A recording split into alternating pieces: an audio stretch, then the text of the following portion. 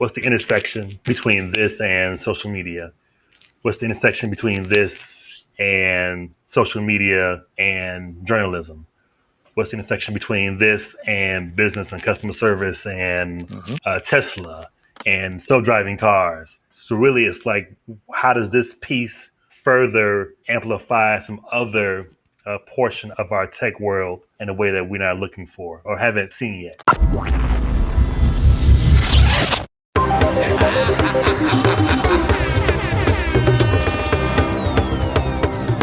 The Black Futurist. That's one small step for man. Okay. ChatGPT released their edition 4, ChatGPT 4. I think that the thing that they said was that ChatGPT 3 had a 10% chance of passing the LSAT. ChatGPT 4 is 90%. I think, I don't know if it was the LSAT or the bar exam, but one of the two.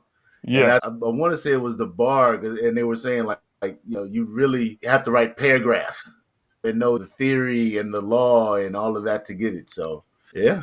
Have you been increasing your usage of ChatGPT since we first spoke? I use it almost daily because I'm teaching. And so I have students. hey, there's some who are using ChatGPT, right?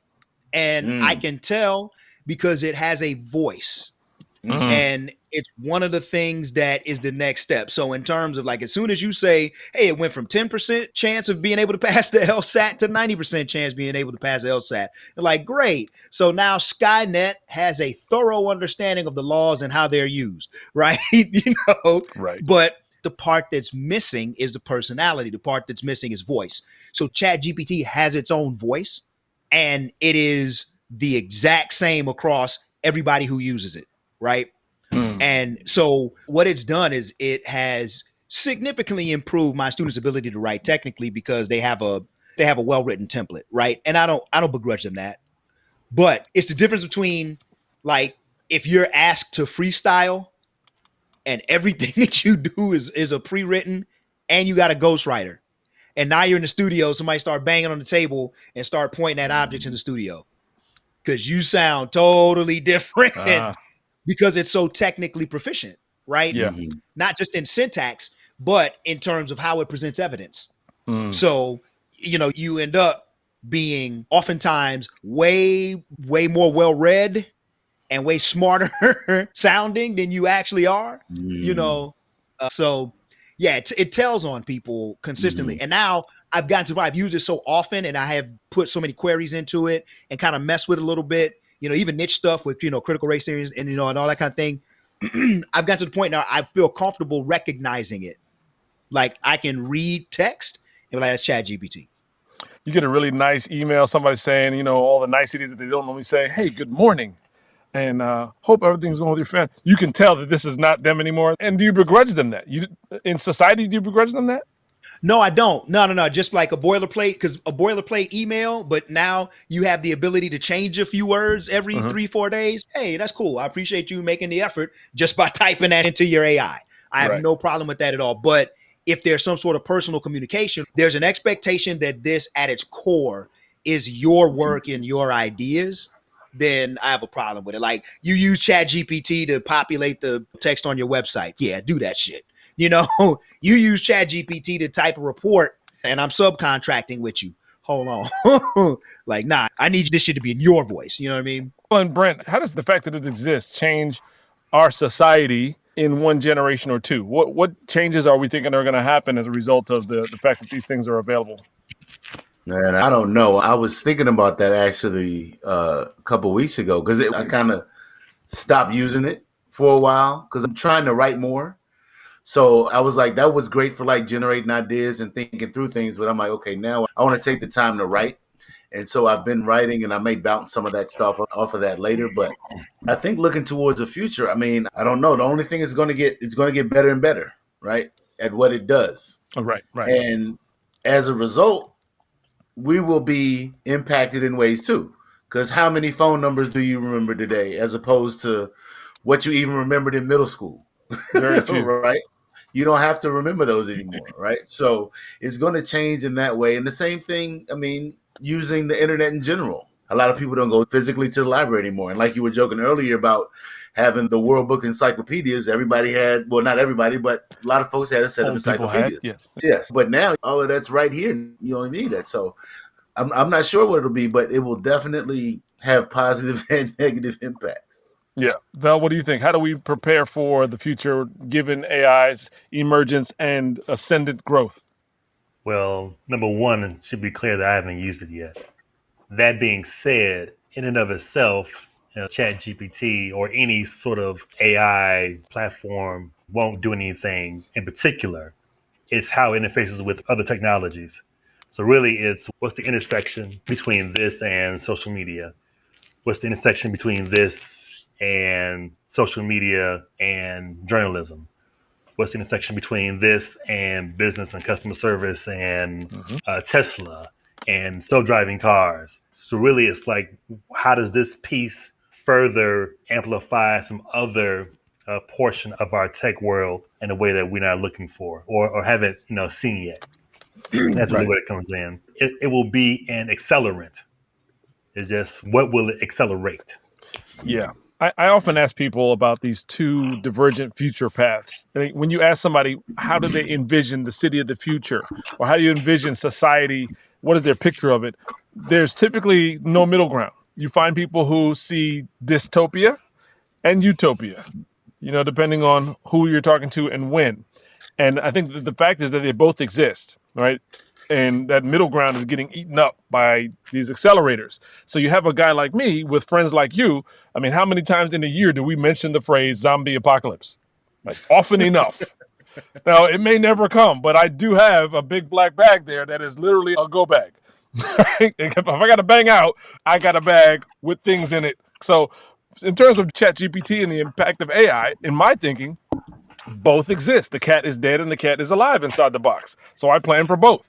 I am going to use it to my advantage, and I'm also trying to prepare for when it no longer works. So that means I keep a pair of readers around. I still have books. I still do a fair amount of writing on my own. I think, again, that the next step in AI is to give it humanity. So it's got accuracy, but one of the things about humanity is that it's inaccurate, right? I just think in terms of like how I speak, my cadences, and how you talk about, you got to edit this because you be starting to talk and then say 4 or 5 different things, right? So yeah, and I understand I have those different tics, verbal tics, so all of those aspects that make communication human, it has none of those things, right? Like I said, it's very technically accurate, but until we can get AI that maybe we are talking about like the next generation. Are we talking about, does it get the emotion chip? And I'm not sure that it's emotion, right? I don't think that it's just emotion.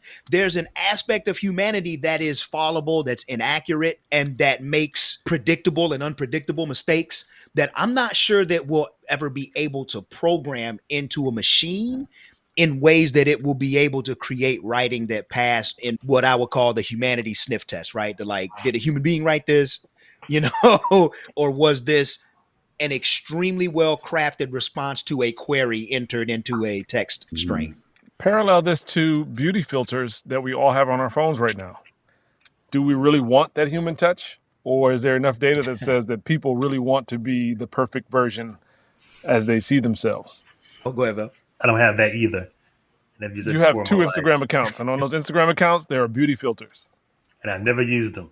Yeah, but you have it. My point in saying the parallel is like Maurice is saying the humanity in our writing and how we speak is made shiny and perfect. And that's exactly what many of us are doing when we pick up our phones and take pictures. AI has been remixing our faces because that's how we want to be seen. Well, I mean, the argument can be said that that's what social media does, is that we curate our lives and put across this fake narrative, or at least one that is somewhat disingenuous. We represent, or rather we represent ourselves to the world versus authentic presentation. Yeah. To back up a couple steps, the whole point, I think, really isn't for it to become a human thing. I think that Brent made a good point where he mentioned like a law paper thing and having ChatGPT write laws for you. How does ChatGPT interface with law enforcement? How does Chat GPT and AI move further into law enforcement to help, quote unquote, remove the human element of policing out of harm's way and put in this automatic system that can read data and make, quote unquote, rational decisions based off of these 5,000 demographics. The precogs. Right, and right, and now you have Hal slash RoboCop on the street doing whatever in the name of this is the law. Right, They're doing it now, so it's just be a computer doing it. It's the scary part of social media because, as you pointed out, Brent, like your device is an authority figure in your life for all of us, right? In ways that it consumes our time, in how it controls the way that information is put to us. So in terms of Skynet, hell, Skynet's here already. We're controlled by our electronic devices. The amount of things we can and cannot do with a phone, or if you have a smartphone or don't have a smartphone. So for me, when I think about it, I think in those terms of like the control has been given to a large extent already.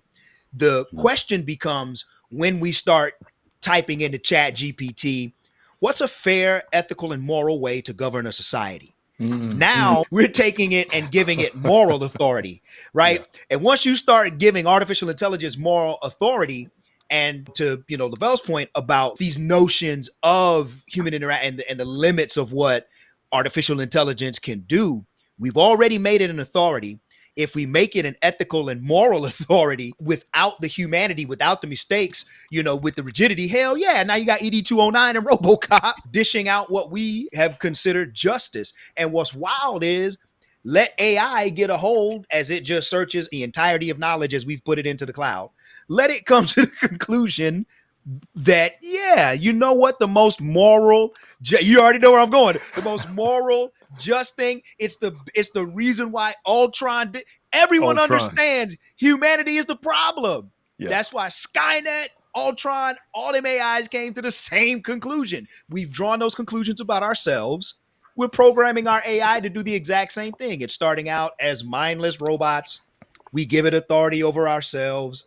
Then we give it sentience. And then it figures out, y'all ain't shit. Yeah.